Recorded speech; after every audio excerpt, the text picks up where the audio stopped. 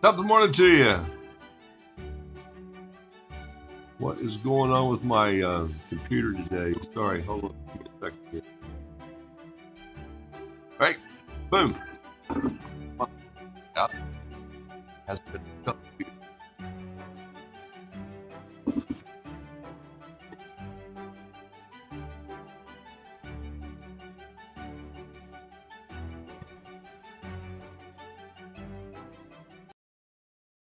boom. There we go.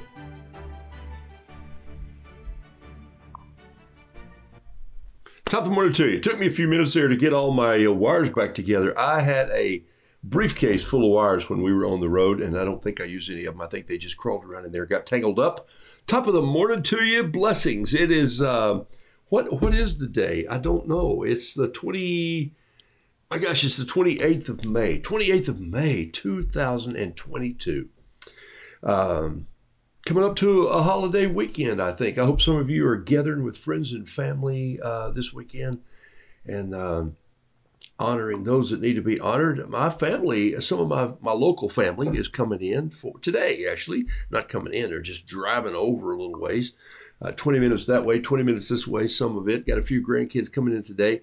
And guess what? Ribs are on sale. 2 for 1. Buy 1 rib, get 2. Well, buy 2 1 pack, get 2 packs. So guess what I'm going to be doing? Building a hickory fire, smoking some ribs, and figuring out how to get my washing machine down the stairs. And I got to go find a new one because, well, it's time to wash some white shirts. And my washing machine said, "See you later. It's been fun, but we got to run." Hey, I hope you're well. Let me say hello to some of you, and I'm going to jump on. I think you probably saw what I was sketching when you just came on there. A little picture-in-picture to show you. I was penciling. Yes, penciling. Rue was using a pencil. And I'll tell you why I'm going to use it. It is a brand new Dixon Ticonderoga #2 HB soft, it says. It had never been penciled with. It was factory sharpened by someone. I didn't sharpen it. I just happened to walk by a place that said, "Need a pencil," and they were all in a jar, and I just took one. I put it behind my ear, and I carried it for a few days, and then I found it up here. I normally don't sketch with pencils because, I don't know, it just seems like a little bit of a waste of time when I'm just making a mess anyway. So what the heck, if I just were to drag this in and let it just be what it is. Now I've got all these lines in there that really weren't lines that I sketched originally. Drawing a crab, which I've been in the low country of South Carolina, is a lot like drawing a UFO. Remember when you were in school, those of you who are, I drew UFOs in the 60s because I thought that's what they all look like. They all look like this, they were like flying saucers. And so they really are. They look like crabs. There you go. They put little windows in them. You got the same thing.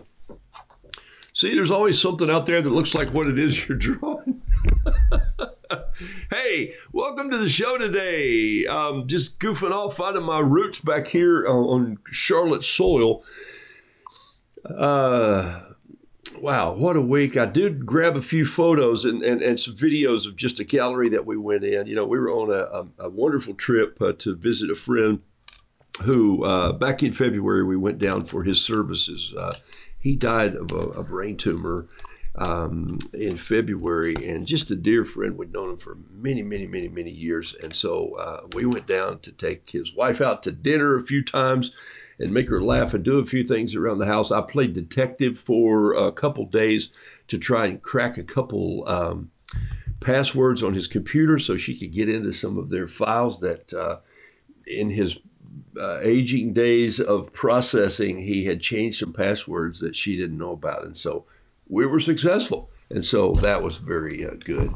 I thought, wow, I'm coming in to really do something that you see in the movies where they go, okay, let's try this and let's create this password. And I got in by God's grace and a little ingenuity. It's pretty fun. Debbie Bennett, thanks for being on the show this morning. Beverly Schmidt from Greenville, South Carolina. Also, not also Debbie Bennett, you're from Greenville, but Gene Peterson, thanks for being on the show. Karen Binder, Stephen Dockery, the skillets are hot. Yeah, okay, man. Love meeting with Stephen locally here. Rhonda D. Hart from Faith, North Carolina. Virginia man, welcome to you on the road in Florida. We'll catch the replay. Be safe as you drive. Mary Hamilton, good morning. Pat Brooks, always a pleasure to have you on the show. Pat sent one of our books off, Noodle Doodle Fiddle Piddle, to, oh shoot, Jason, I forgot. I'll just have to have it. I just got back in late and I was supposed to get in touch with Jason this morning. Nuts. Rats. Jason, let me see if I can do something here. Let me see if I can send you a link. Rats. I was going to have Jason on the show this morning and tell you about something that we're doing on the 1st of June, and I totally blew it. I had a full meeting yesterday. The washer died. We went to a graduation for a granddaughter, all those excuses, and I'm just now getting around to it. But Pat, I sent a book up to Jason for this art gathering that his folks are doing on Wednesday evening from the school, all ages. And I promise I have the first down. I just didn't have yesterday. Let me see if I can do this here. Why not? You know, it's Saturday morning. Let's just go live TV here. Jason, teeth brushed, your hair on, you're wearing a clean shirt. Let's see if we can make this work. I am so sorry. Rats. I was going to have Jason on and just say, hey, here's what we're doing.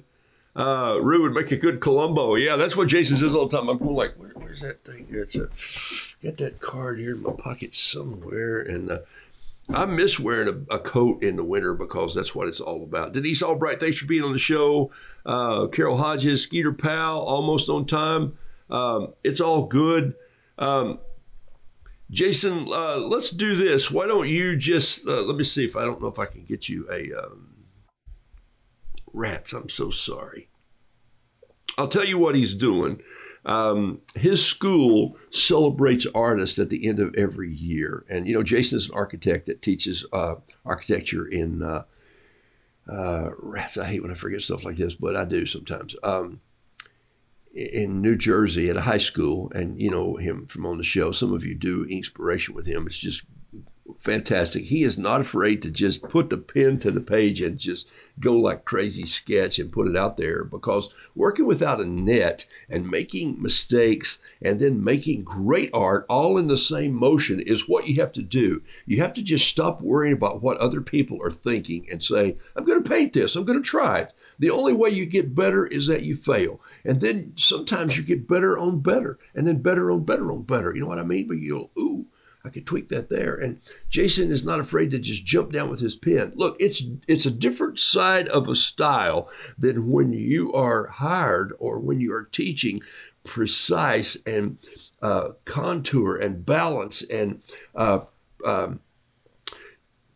whole concept of perspective of architecture. That's with scales and rulers and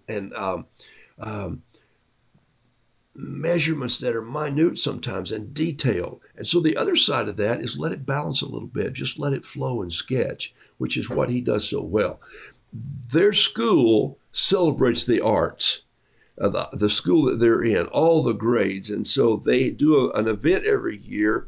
And so I sent them a couple, 2 or 3 paintings, 2 or 3, I don't remember, and a book or 2 just to sell or keep or give away or give as gifts or whatever they want to do. If they sell any of it, great. Give the money to what they put the Art Council together with. And if they don't, put it on the wall somewhere and say, hey, you could be on the wall next year, that sort of thing, or give it to someone. It doesn't matter. I just wanted to support them. But more than that, they are going to Zoom me in for just a quick little comment or 2 to some of the artists and say, first of all, there's a whole art community out there that I call Roodoodles. That's you people, and you have supported me, encouraged me.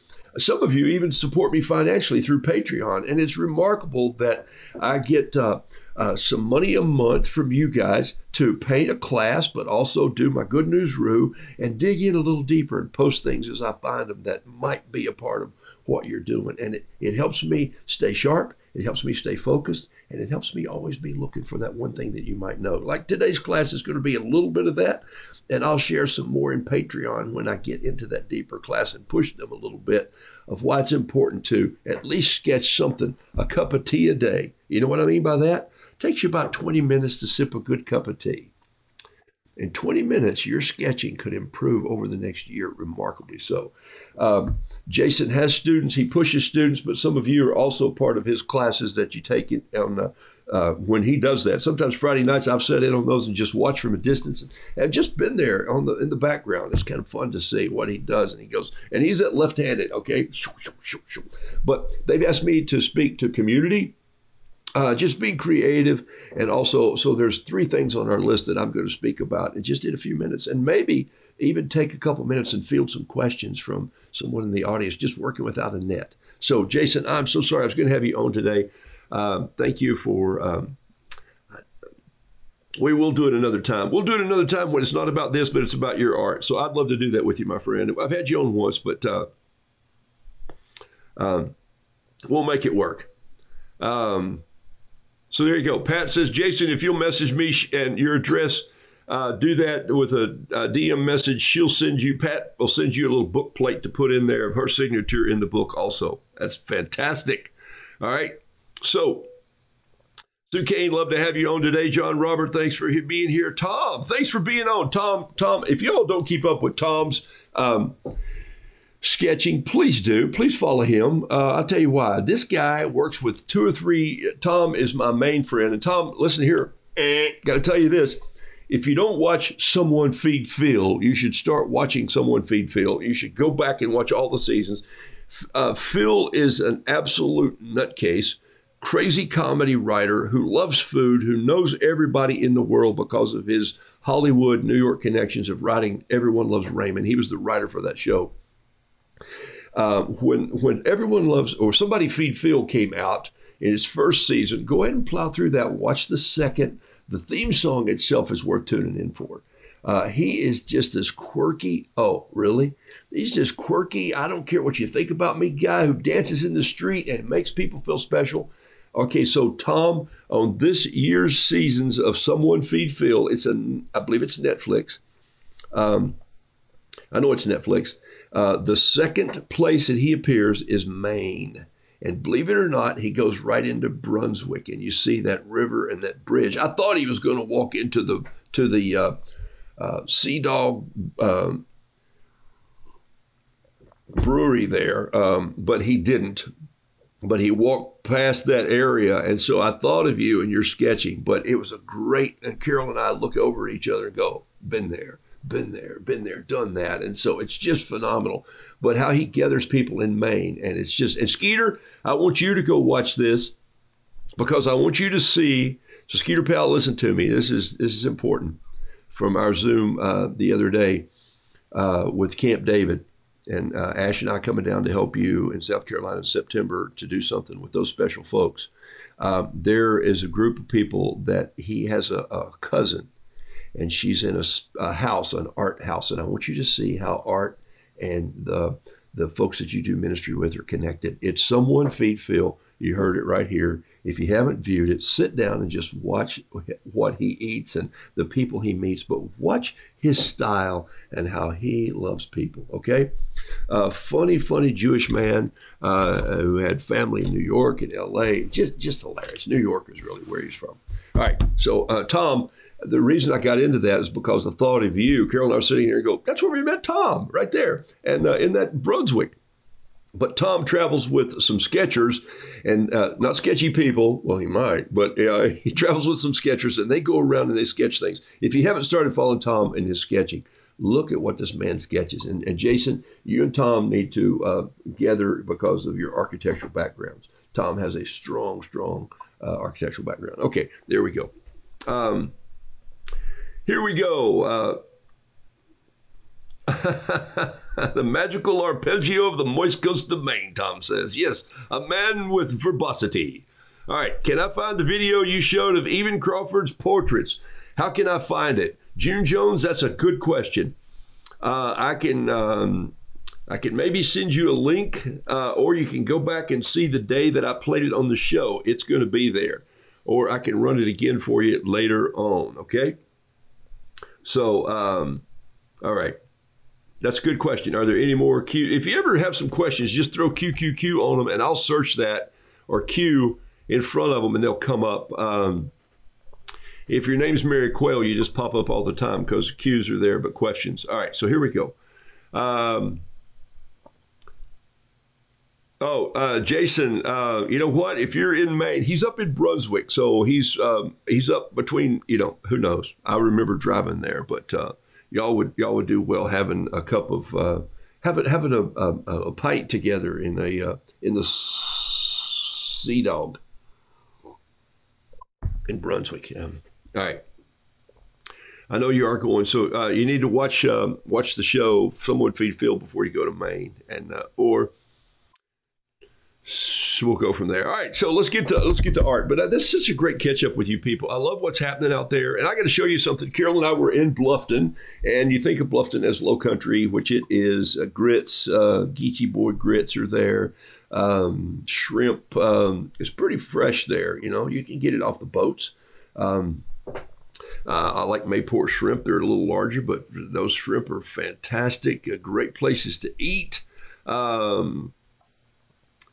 Here we go. Here's what I want you to see right here. I want you to see this little video. It's roughly shot. Sorry, I walked through, had a long conversation with the lady about why I wanted to shoot in her little gallery. But I shot a lot of watercolor so you can see it. I'll try and narrate it a little bit. Here it comes to you, then we'll get painting on something. I had to shoot this rooster head. It was a little whimsical.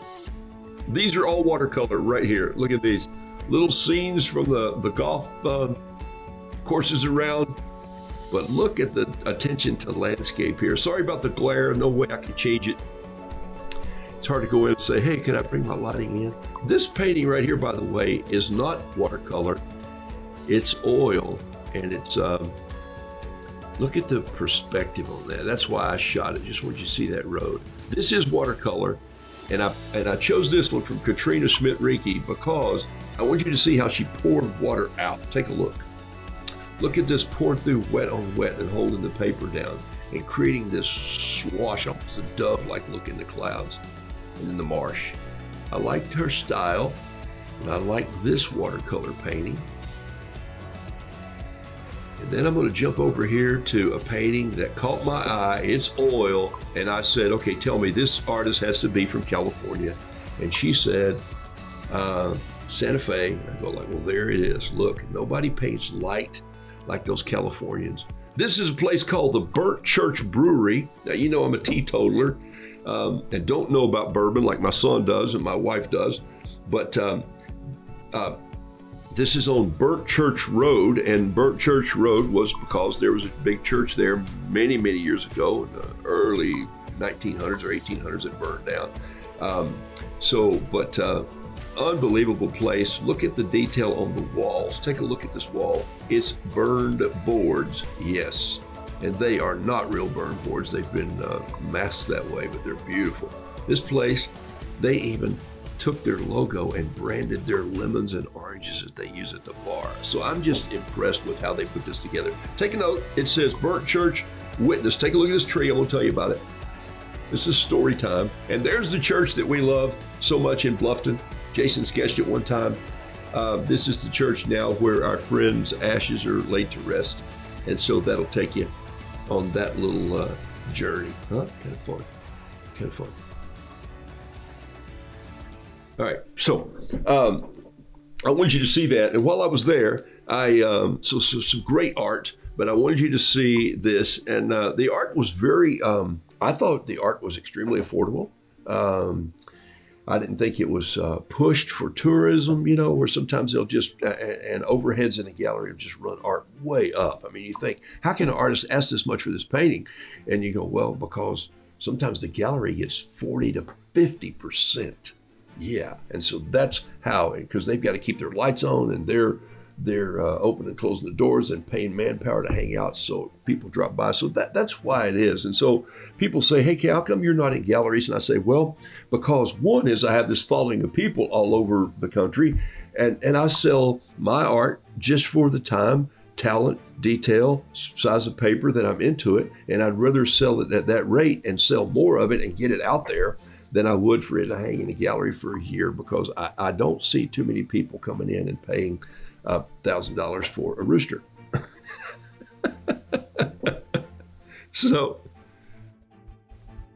anyway, that's kind of how that goes.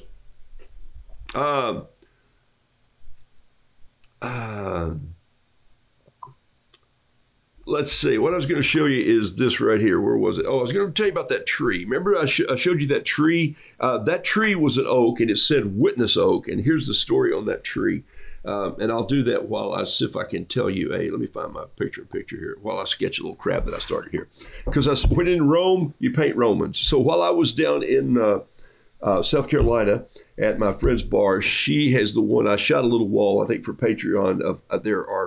I think there are 10 paintings there, little paintings of mine that over the years when we go, I sit at the coffee bar in the mornings and I paint Marilyn a little painting to hang on her or wherever she wants to put it. But she's all kind of put, there's dragonflies and bees and there's roosters and there's everything that shrimp and there's everything. And I thought, there's no crab here. Well, you're right in the middle of oysters and crab. And so I wound up painting her a little crab and leaving it there and it'll wind up somewhere, I'm sure, on the show, or not on the show, but on the wall. And that's just kind of a fun little memory. It reminds her that we're thinking about her, and it also reminds her to think and pray for us. So that's kind of the whole process of these little paintings that I do.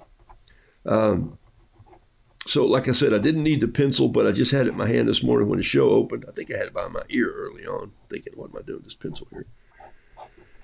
So that oak that you saw in the Burnt Church Brewery there, and that was a new building. That really wasn't the church. So don't think, oh my gosh, how sad that they turned a church into a brewery. Isn't that how they got Church's Fried Chicken? Didn't their Wednesday night prayer meeting turn into I just made that up. I don't think it was. I just said that, but it'd be kind of funny if it was. Yeah, this used to be a church. We turned it, but people brought chicken to lunch, so now we just turned it into fried chicken.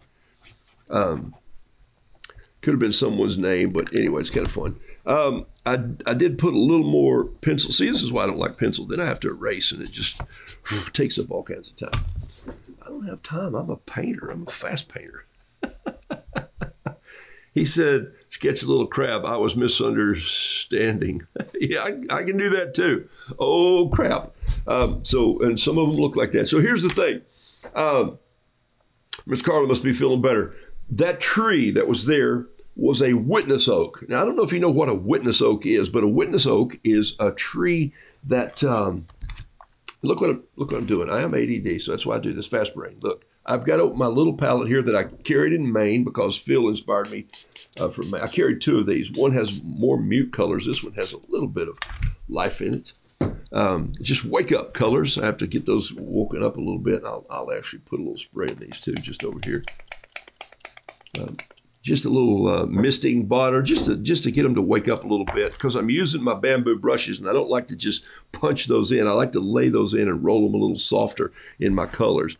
So I'm going to lay a little bit of water in here, just a tad, and then I'm going to just go get a little bit of this two colors of green. One is kind of a dirty green. You don't see me mix too much, but I wanted something that was a little different looking this morning, a little green to lay in the edge of this before I put some blue on it. And I'm just going to use my ultramarine and just bring a little bit of that in. That's way too much, but I'm just going to work with it and see where it goes. So the concept is that this tree was a witness oak. Now, when I was in camping up in North Carolina, we had a big property. I just worked on it, but it was 2,000 acres. And so one time, one of my jobs was to set out and literally go take the deed and the property line witnesses of all the pins and all the surveying marks and go out and hike the property lines. It was going to take us a couple days or more. And we were going to go out and find all the witness areas and say, okay, these are still true. We want to make sure our property lines were still right, because we were putting in horse trails and we were doing things like that. And we wanted to make sure that we were a good neighbor in the mountains. And so we learned that some of the deeds said, this deed pin sold by so-and-so, Jones, went to Coles, went to all the people's names in that area, witnessed by a oak and a chestnut. And we're going, what? And so they witnessed these by big trees that they thought would stand the test of time and just be there. So lots of old deeds said witnessed by this oak or witnessed by this chestnut, especially since 1931. The chestnuts were all killed by blight that came through the mountains of western North Carolina. And And so a lot of those trees weren't even there anymore, but you would find a chestnut stump that would still be as hard as a brick. It wouldn't be petrified, but it would be tough. And so sometimes those things were witnessed by chestnut stumps or by a large gray rock with a face in it, or just something really wild that the surveyor would write on there and it would get transferred to the deed. So in 1844, there was a man by the name of Robert Barnwell Rhett, R-H-E-T-T, Rhett Butler. That might sound familiar, but Robert Barnwell Rhett in 1844 gave a fiery sermon on this location in Bluffton, South Carolina, which started the Bluffton movement, which led South Carolina into the first state in the South to secede from the Union. There you go. There's a little history. That tree was witnessed. That oak was a witness to this speech. So whether he stood under the limbs of those beautiful oaks, if you've seen those oaks, they just go on forever. They're just gorgeous. And God must have made them strong, because you're driving under them on the highway, and this new little car that I have has a sunroof, and you're going like, man, I hope those things are, I hope those are strong limbs. And so, now let's jump ahead. So why would a witness oak be laid in that Burn Church brewery? And so that's why I shot a photo of it, and I shot the little sign. And here's what I'm telling you that I read. That tree is now going to be turned into the base of a big glass top table that's being etched and sketched on and ground into the history of this whole story that I'm telling you, plus more in the area of what went on during that time. They're serious about their history there, and they love it, and it's great history. So here's the point. So that speech was in 1844. This oak witnessed that speech. You got me? Okay. I bet he stood on a platform underneath that spreading oak and said, "People of South Carolina," or whatever he did. I'll look it up and see. I haven't had time to do that. On February the 21st, maybe, it was it National Freedom Day or something like that? I did write down that note somewhere. I don't know if it was February 2021 on National Freedom Day. There was a day, as all y'all know, the day is to do this, the day to do that. It was National Freedom Day in South Carolina. A storm came through Bluffton. Okay, serious storm. Lightning struck that tree and split it in half. Ironically, on National Freedom Day. True story. Documented by people who went out and had to clear out the underbrush and the tree, and went, oh my gosh, what an irony to the story. How long's that oak been there? They start finding this, and they really connect it to this speech, because it's been the story in this all along. So now this burnt church has purchased part of this tree, and they're making the base for this table to tell the story. So that's why I shot that. Don't you love stories and how they hook us together with things? So I thought you might appreciate that. There's your story. I'm sticking to it. All right.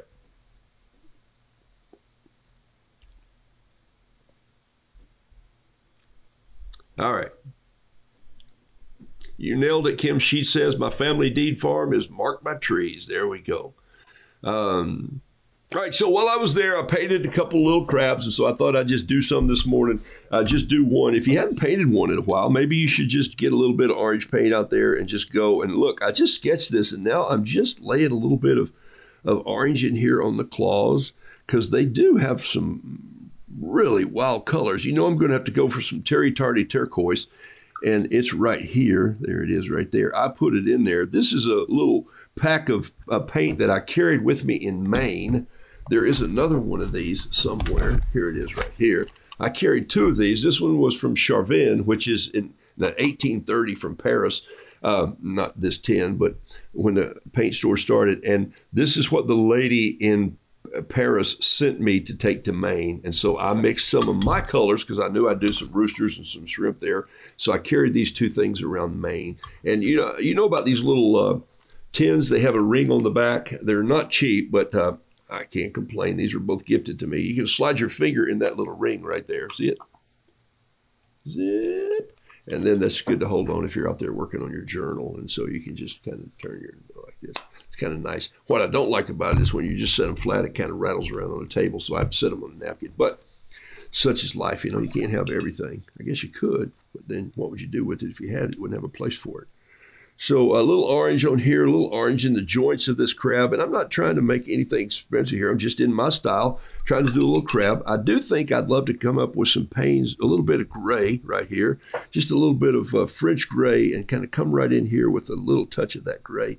And then I want to touch a little bit of this darker color right there, and just let that kind of come in there too. And a little more shadow right here, kind of come in, and maybe some shadow under here too. So I'm going to grab a little bit. Don't you love that witness oak story, though? I just got so excited about saying, oh, my gosh, I love that. And yesterday I was giving my son-in-law a couple pieces of wood out of my garage. I gave him a piece of cherry that's 15 inches wide, 3 inches thick, and about 40 inches long. And I said, just use 3 legs and drill them through and make a little coffee table out of this. And then I saw my old walnut out there and had a big piece of walnut. So I collected wood for a while. Had I not been, if this had not become my hobby, I would have probably still been making some things out of wood. And not as a carpenter, but just as like I still have a goal in the next, hopefully this next year. I thought I was going to do it last year, but I didn't get my shaving horse built to make some wooden spoons. I want to carve some wooden spoons. And that's got to be a fun day. I'll certainly set up a camera and we'll do that on the show here. Just a draw knife. I want to do it the old way they were done years ago. And so I've got a draw knife. I got a couple draw knives, and I just want to go back and do some things like that. And so I haven't gotten squared away on all that yet, but I'm going to. Put my fountain pen in here and just creating a little bit of accent black lines. I can also do that with a, if I had one up here, I could do one with a Pentel. There's one in 05 right there. Just put a little bit of some scratch marks in here, a little bit of more down in here, you know, crab where the gate opens there in the mouth section. Anyway, really fun stuff to just do a little couple of those like that. And then, I don't know, I might just do some splatters on that and call it done. Kind of like this green and blue where it ran together. It's kind of hard to get that look anywhere else. And so there's a good wash of how crabs sort of show up. If I wanted some, I could take this Lamy pen right here and just create a little more of that if I wanted to, and maybe some breaks and dots and just some rough scars and scratches. And welcome to the world of hanging out in the ocean. It'll beat you to death. These creatures have to be kind of tough to make it how they make it through the surf, digging the sand for protection. So anyways, great trip down there, and I looked at some, while I was there, I did several roosters, gave away some little cards, gave away several honeybees, just paint them real quickly and give them away to people. And the reason that I was so drawn to honeybees while I was there, because of this magazine right here, Local Life comes out, and the whole issue is Let It Be, or One Honey of an Issue. Built, and so almost every page in this magazine has advertising, but more than that, almost every page when you start getting into the magazine, here's just the Local Life. Look at this. It starts off with something on the bee, and it's just fantastic. Now you're going like, well, hey, that's a honeybee or a bumblebee. Well, they know that. They put it in the caption. Here's Show Me the Honey, buzzworthy books, bee sayings, pollinators, save the bees, sweet sorrow, BID. Anyway, it's just remarkable how they have chosen the storytelling this month. Here's the publisher saying, Lori says, hey, I want this to be all about bees. And so every story in here has to do something with honey and about the cover, and here's a whole local blend of the honeys that are sold there and why honey is good for you and why honey is important and why bees are important. And here's buzzworthy books. It just keeps going on and on and on. And this was the most fun read early one morning. Here's buzzwords. If you want to know what beeline is, a straight line between 2 points on the Earth's surface, that's because the bee's instinct is economy, not to waste his strength or lose any of the load as he carries his pollen back. The concept was, you know what happens, those of you who are beekeepers, when the bee finds something that's good, comes back to the hive and does his waggle dance, whoa, which communicates to them coordinates, GPS. I know where to go. They fly out of the hive, make one turn and go, whoop, and go right to it, and then they fly right back. Their brain, by the way, their brain, like the brain of an ant and like the brain of a termite, is a microprocessor. Creation. Okay, you knew I was going to go there, right? I mean, come on. Their brain is so sophisticated that scientists still can't figure it out. They put tracking units on it, and they're still going like, this is unbelievable. How did this just evolve? They're microprocessors. God made them, and they are important to everything that we eat. South Carolina Beekeepers Association, stories about beekeepers. Anyway, so there you go. So I got into all kinds of bee language, and I sketched a lot of honeybees while I was there. I sketched crabs because every restaurant is serving something that has to do with oysters and shrimp, and you could even get lobster flown in from Maine. Yep, had that too. I think Carol had a little lobster bisque one night that I wasn't a fan of. It wasn't my favorite, but it's okay. I'm not going to tell you where it came from. Bees are amazing. Bees are unbelievably amazing. Okay, so a little honeybee. So we're going to paint a honeybee this morning. I want to do a crab. I want to do a honeybee. And I wanted you to just take note to wherever you are this summer. This is what you got to do. You got to just take the environment in a little bit. You look at the art and you go, wow, I was so excited about my art when I got down there. I opened this book and look what fell out in the first 2 pages, I think. Nope, maybe it's already fallen out. Where did it go? I had it here this morning. Oh, this little island, or this little, I had the other one up here that I really liked, and I seem to have lost it somewhere. Maybe it fell out on the floor. Maybe this is it. Yep, there it is. I did this one just trying to, when I saw it in the other magazine, remember a couple weeks ago, and then I saw this one, and this is what I did. And this one I signed. I'm going to take this one to my little workboard in my lab that I do some consulting in, and I'm going to put it on the wall because I really like it.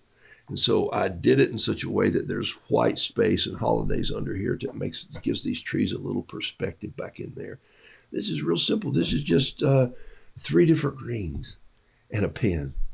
And so some of you did some beautiful landscapes, but I saw watercolors like these in galleries that people were selling. And I talked to some folks at an art show in a couple of galleries, and I said, tell me about the art that's selling. And I just wonder, she said, well, a lot of people are tourists, literally traveling through here. And honestly, they don't have the space to take a big painting back home with them. And so they buy a small art. Ta-da! And I wanted to go, I knew it, I told you so, but I didn't. But I know in my own life that works. When I send out something that's the size of this crab, and it frames at about 6'8" with a little mat, and it's this, people can carry this home. People can carry a frame this size home, 9 by 12. When you start getting into 3 feet by 4 feet, and they can't take it back to Pittsburgh or Ohio or wherever they were driving down from to be in the sunny South to have some fresh Southern hospitality and cuisine. So that made me exciting, and so that's what got me into small roosters, small paintings. But I just paint better small. There's another crab that I did. Oh, there's another crab that I did. See there, look, they're all kind of going the same way, and they're all just a little bit different. Little different blues. This one's sitting on the ocean, and so there they are. So I'll throw them into a mix, and they'll show up in an auction one of these days for somebody who has a beach home that needs a crab. I'm going to pull that one out, pull that one out, pull this one out, and I'm done. Let's paint a little something else here. I did several shrimp to give away. So I got excited about just looking at that oak tree and wood and building and thinking about my spoons and projects that I'd worked on. It was kind of fun. Postcard size art is perfect. Did a unit on wildflowers and bees with 3rd grade class. A lot of fun. Donna Buckley says, love that. Love painting bees. I believe bees. Evelyn, good morning from California. Thank you so much. Yeah, let's keep loving those bees, and let's do a bee just for fun here. So we'll put on some bee music. Bee. I don't know. Let's see what is bee music. I think maybe this would be good.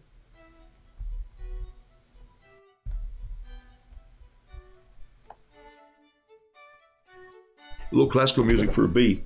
And let's do the bee with a fountain pen.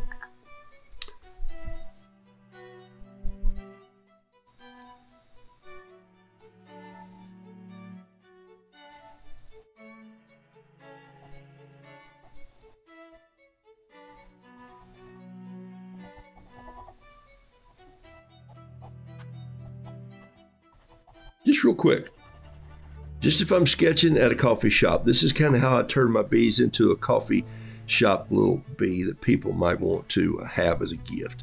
Sometimes they wouldn't be this big, but some might be. There's this little head right there. There's this one of his eyes. There's an eye right there. A little mark. Got some little follicles coming out. Bees are not smooth. They're just rough and a little woolly a little bit. You know, they look like they got on a little fur jacket. All that's designed to give them a little bit of stability while they fly. Let's take the wings out. Bees really have two sets of wings. So one is generally under the other like that. That's a good bee wing, even if I ever drew one. So something like that right there, that works. And then maybe some lines in that wing just to connect. Did you know bees have two sets of wings? And so they can hover like a dragonfly. You just don't see those two yet, but they separate. Yeah, God figured all that out. So there's a bee leg coming out of there. You know, bee legs are a little stilted. They're like drawn little, let me do it on a large scale. I'm going to draw on the back of this right here. Remember, your bee legs are not like, I hate to draw on the back of that. A piece of scrap paper. Oh, look at that. Nope, that's not it.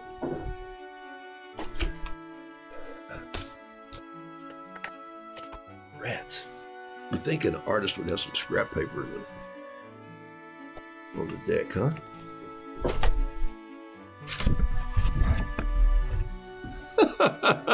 All right, just draw it on this. Here it is. Bee legs. Remember, they're not like human legs. They tend to come out from the bee's body a little bit like this. They're a little off-cantered sometimes, and then they have hinge parts that are kind of strange. So they tend to go out like that. Look, and then this one tends to come down and then drop off the one side, maybe a little like that. So you draw them erratically a little bit. Look at them just a little bit. They don't just go out like this and go, oh, that's a bee leg. No, that could be if you're doing cartoon bees, but if you're drawing something that's supposed to look semi like it's looking the part, there's a good little look at what it might look like this way. You got a knee that comes down, maybe this one just comes out here and hangs out a little bit like that. So you see, that looks like a chicken leg, but you get the idea, okay. All right. I lost the bee I was working on. Oh, here he is. Okay, so let me give you an example. So see, that kind of runs out a little bit. You can also beef those up if you want to. Let this leg come out here. Let this one come out here a little bit. And then this leg comes back into the body and then kicks out, and it's hinged like this and drops down. And this leg, by the way, has a little pocket on the side of it. Did you know that? There's a name for that little pocket. It has this little piece that opens up like this. And that's where the bee collects pollen down in there. It gets pushed in that little, he carries a little, it's like a little woven sack on the side of his leg that sort of unfolds. You're going like, oh, really? I thought it just stuck to his leg. No, he carries more than that. He's a bellhop. He's got some good stuff going on there. And then here's the little antennae that come out. That's not a bad bee, even if I did paint it myself. Just grab a little bit of bee yellow. I'm going to use gamboge for that on the end of this brush. Just come in there like this, and don't worry about that coming up into the black pen. Just let it kind of go in there and bleed together. And then kind of grab some of this, and just notice I left some holidays. And then I'm going to grab a little bit of this orange and just push that in there too. I'm also going to grab a little bit of this darker, got a little bit of brown to it, because bees have a little brown in them. Everybody thinks they're all yellow and black, but they're really not. No. This is where I like to dip my finger in the water and just sort of spread this out like this, just with my finger. I think that makes the best wings going right there. This wing's a little longer than the other one, but so what? You know, he's a bee. He may have got it caught in the hive door. We were sitting at a table. A young man was serving us our early dinner one night. This little fun place we went to. And he said, his name was Luke. I said, Luke, man, you have a summer job? He said, yes, sir. It's not my only job, but it's a job I'm working at to make money. I said, what is it you really love to do, Luke? And he said, I have a drone, and I love flying that drone and taking video for real estate agents. And I go, dude, way to hustle. You're what? He said, 19. And I said, good for you, man. Good for you. Way to go. And I'm just encouraging him, you know. And so we finished dinner, and so I have my little paints there, and I have my little pen, and of course my little Altoid box of paint like this, you know. And so I pop it open, and I open my little wallet, and I've got little pieces of paper that are this big. And so I started drawing a little bee flying, and he came back by, and it caught his eye, but he was kind enough to not really say anything and not necessarily look at it. But he came back by, and I was taking a coaster on the table, and I was laying it down like this. Here's a coaster from Sticker Mule, and I was laying it down like this. And I dipped my brush in my sweet tea, and I just painted it sort of around the little coaster like this. And I didn't get all of it because my little piece of paper was smaller than the coaster. And so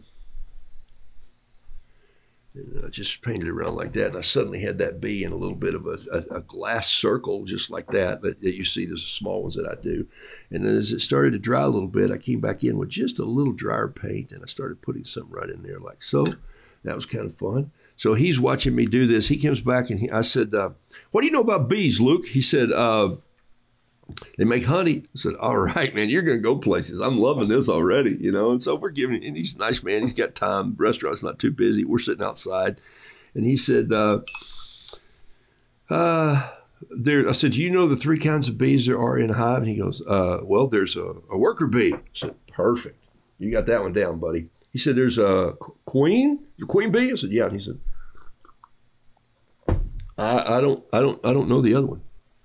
I said, really? He said, no. I said, well, there's a bee in there that fertilizes the queen. He's the male bee in there that fertilizes the eggs. She lays the eggs, and then she takes him outside and drops him off into the trash heap. He goes, whoa. I said, this isn't a story about the birds and the bees, Luke. He goes, thought that's where you were going. That's what happens when an old man sits down with a 19-year-old. Whoa, sir, I thought you were going to say, no. This is a story about the drone. He has a job to do, and he does it well. And I said, this is a drone bee right here. And he goes, a drone? You mean really there's a bee called a drone? And I said, yeah, there's a bee that's called a drone, man. And so I said, this is you. Fly that drone. And so he just went, oh, that's funny. And so I put a little caption on there and signed it for him. And he goes, man, I'm going to frame this. I'm going to keep this. And I said, well, you don't have to, but thank you. And he goes, no, this is going to. And so that's what art can do to people. And that happened a couple of times where I painted a rooster for a young lady who was a waitress for our table. And she asked me the question, people. She said, are you an artist? And I said, no, but I think like one. Okay, so there's not a bad bee. Okay, that's a pretty good bee, even if I did paint it myself. So we have drone. Oh, look at that. I run the drone club at our school. It's so fun. We have small drones called newbies. Yeah. The sketch and descriptive instruction is just the bee's knees. Bee's knees, you know where that came from, right? The bee's knees are very precise.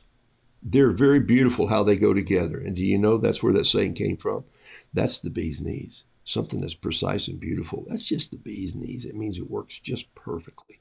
So when you're drawing the bee's knees, make sure they're hinged just correctly. And so look at them. There's the bee's knees right there. As this bee dries, what I might do is I might come in with just a little bit of pumpkin orange or just another little orange and just lay it right in there just a little bit, just to give it a little more punch to that. Like so, and not much, and then maybe just a little bit of blue out here just to tap inside that circle, just touching my brush in the ultramarine, and then just holding my hand out about 6 or 7 inches above the painting, and just letting this just sort of hit and fly in. Very loose little flops out there that it just kind of goes in, and that gives you a little bit of spatial feel. So if you want to frame it like this or frame it like that, it doesn't matter.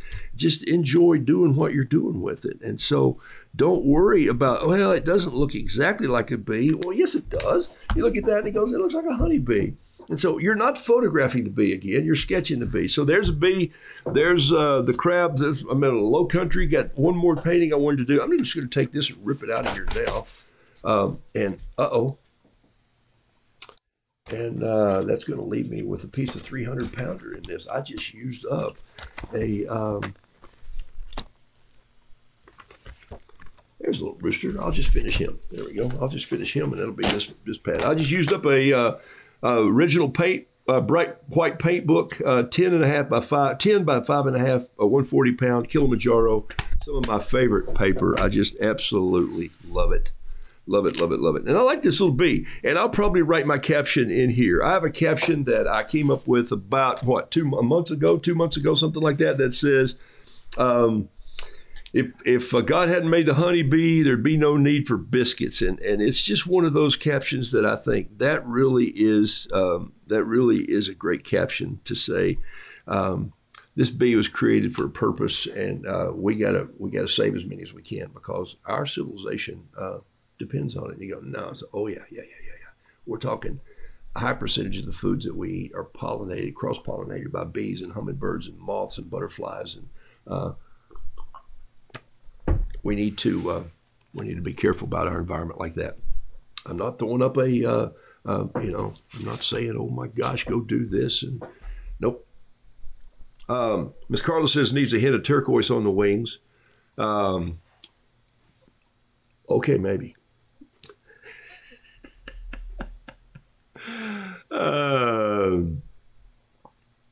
That's awesome. All right, so here we go. I was going to paint one more thing for you. Where's that little rooster I just had in my hand? What did I do with that painting?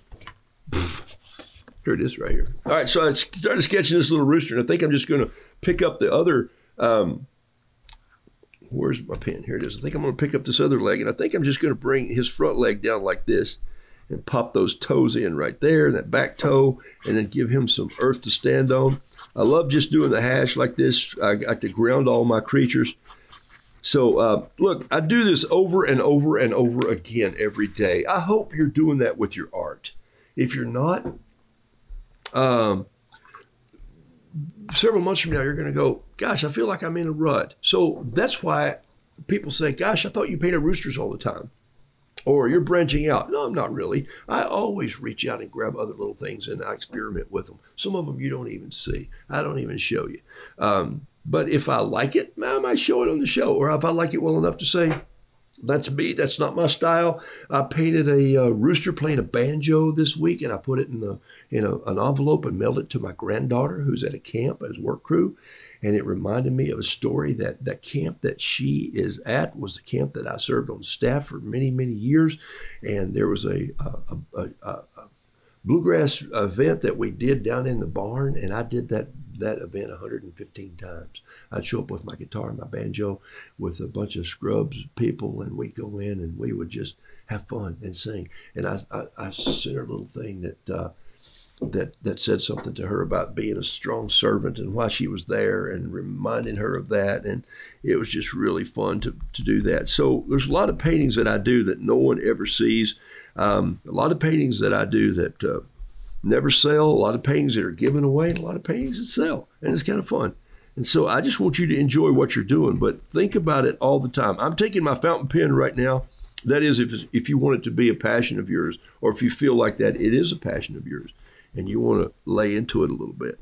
This is the fountain pen. This is the Lamy pen. I'm just going to put a little bit of ink in here like this, because this ink's going to become, when I lay the water to it, it's going to go pretty dark, and it's going to give me the setup for the tail of this rooster. Look at that. Just the ink. And I'm literally flipping this out there so that I'm getting a little bit of splatter. You see that? I just popped my hand on that. You want to start loose while the page has got some water in it. This is dry paper. But I wanted this rooster's feathers to be looking a little dry like that. I'm going to touch a little bit of blue in here, just like roosters have a little bit of blue. But I'm also going to do something that you don't see me do very often. I'm going to grab some of this green right here. Just let this brush dance in there just a little bit. And I'm just going to come in here and just put some green back in there off this black. Sometimes feathers are so black with a little light pushing through that there's a jade that comes in on the backs of them. And so I just wanted a little bit of that in this rooster. I'm painting with a number 1 Yasutoma brush. There it is right there, the number 1. A lot of bristle here, but a lot of paint stays in this brush. I really like the way this works. I'm going to dip it.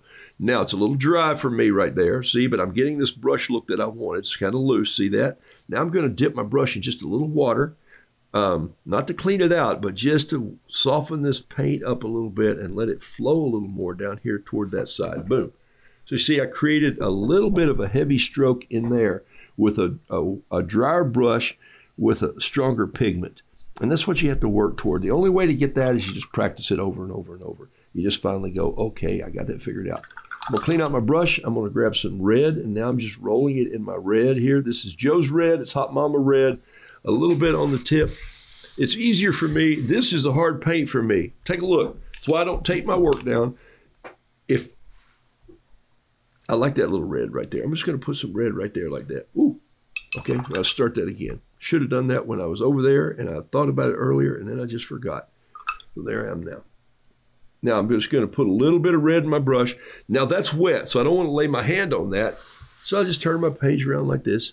This is why if you're going to tape it down on something that's loose, like a piece of a board, maybe a piece of Luan or birch plywood. That's you know my birch boards have holes in them, so I can hold them. Plus, also I can pick them up or hang them on the wall or do whatever I want to do with them. I don't think I have one here. No. They're all gone somewhere. They're over there somewhere. Anyway, they're just a board, and I drill a hole in them. It's kind of fun. And then sand them down a little bit. I need a little turquoise on this rooster, just pulling into this green right here. There's Terry Tardy turquoise coming in right there, just like that. I love that. And I'm going to go for some Payne's gray. Just grab that a little bit here and just come down off the yellow. And I'm going to have these run together, but very carefully. I want them just to mingle a little bit, but I don't want them to make a mess. And I'm going to leave a lot of white space in there. Now, one thing I am going to do is I'm going to show you in this pan how I'm going to mix a little bit of leg color. So I'm going to go get some gamboge, put it in here like this. I'm going to go get a little bit of this Joe's red, put it in here just like so. Cleaning my brush out between each one. And I'm just going to grab a little bit of Payne's gray and put that in there too. So this is kind of how I think I'm going to put my legs, the color I'm going to put in the legs right there. Maybe, and I'll just keep messing with it until I get it where I want it. You say, well, gosh, he had orange sitting there. Why didn't you just use the orange? I didn't want that. I wanted a mixture of colors that were just look like they weren't mixed really well. There's just a little bit of swirl in them, and I'm just going to soak that up on my brush. And then I'm going to lay it down in here and just paint it just like this. And I'm going to let the darkness come in from my pen, because my pen is going to, the water from my brush is going to loosen up the ink in that pen. Same with down here. Here's where I just am using clean water, sweeping across here in this cross hatch and just letting that bleed together. Being very careful right here. Not that careful. You can see I just ran into it after I said that. Grab a little bit of green, maybe just a little bit of this green right here. Little here, little here, little here. 3 types of green that I just dip my brush in. Okay? This green out here is brighter than this green back here. Why is that? Well, because the sun's shining this way, and there's shadow going back this way, and there's the tail feather shadows right there. See? So we just changed that shadow by how the rooster is now shaded. Out here, he's facing the sun. And so notice how that red sneaked up into the yellow there. I'm going to take that, hit it with a paper towel. This is a cool little roo, even if I didn't make it myself. You know I do that jokingly and not pridefully, right? Okay. New people go, that guy is so conceited. What is he thinking? He's thinking like an artist, for heaven's sakes. He didn't say he was an artist. He said he thought like one. All right, so here's a little deal here where I can just come in here with just this little thing like this.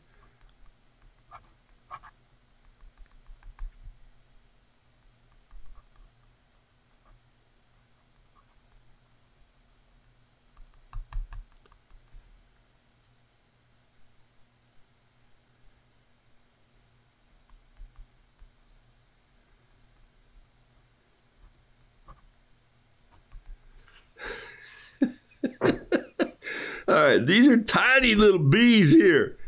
You see them? Okay, I'm going to need a tiny little brush. Let's go in here for just a couple minutes left.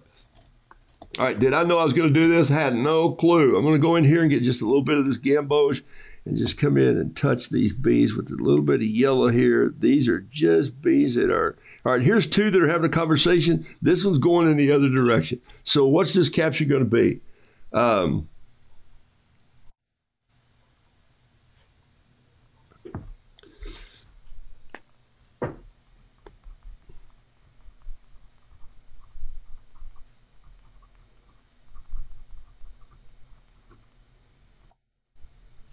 He forgot his honey.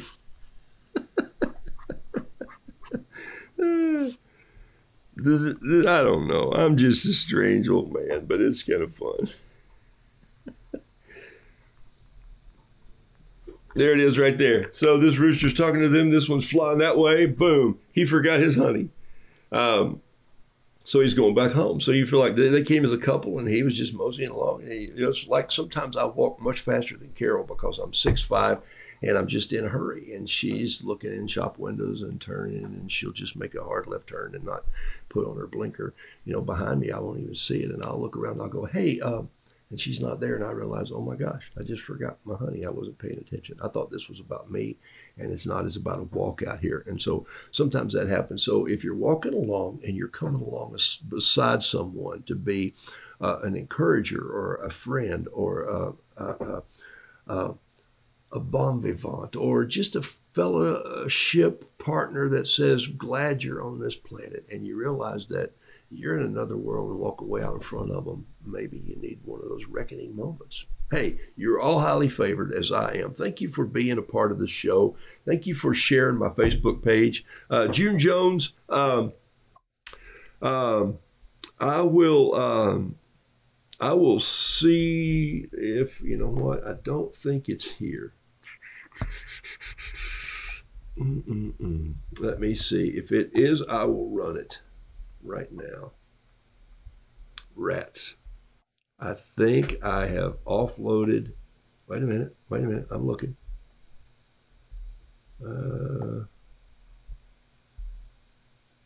I don't see Emma's. I don't see Emma Crawford's piece up here. Let me see this. I might just get Emma Crawford on the show one day if I don't forget. Sorry, Jason, again, my friend. I'll send you guys some notes on that. I mean, you're not going to be a part of it, but it's a private thing with the school. But I will. Okay, I'll find that video and send it to you, and then maybe we can have Eva on sometime. We'll go from there. All right, so I'm out of here. Thanks for sharing the show. Those of you who are on Patreon, I will see you Tuesday morning for Good News Roo, and then the next week is, gosh, Think Like an Artist, a 90-minute class. So thanks for being a part of Patreon. And if you guys want information on that, if you're just saying, hey, how do I get to be a part of that? It's a membership thing. Basically, it's $11.57 a month. And I post things on there. I post ideas on there. But I also I'm painting through the Gospel of Matthew on there with some people right now who could be part of that. But also Think Like an Artist is on there. So it's Roodoodles at Patreon. All right. Mike, hey, Mike Paramore's on the show. Be good, Roo. Mike Paramore, I have a painting up here of yours that you sent me, and I'm moving right now to get it. I love it very much, man. I enjoy this painting. I haven't framed it, but it sits over there with my dad's hive tool. So I enjoyed the honey so much. So thank you. Mike is a beekeeper, but he's also a sketch artist, and there's one of his paintings right there. Love it, huh? So, Mike, thank you. This is on 300-pound paper, too, man. I love it. Mike is in Thomasville, Georgia. And so, Mike, I loved, I should have said hey earlier, but I honestly forgot. So it's been one of those days where I've been on the road, and I'm just coming back and getting my act together. Had a full consulting day yesterday and grandchild Bab. So, all right, we're out of here. Have a great Memorial Day. Hey, be blessed. Thank you to so many. For the freedoms that we have to be artists and think like artists, okay? I mean that. And so y'all help you enjoy family and friends, and blessings to you all. I'm out of here. like a whole hive of bees. All right, like a whole hive of bees. Where is my harmonica when one needs it? In the key of B. No, it's G. It should be G.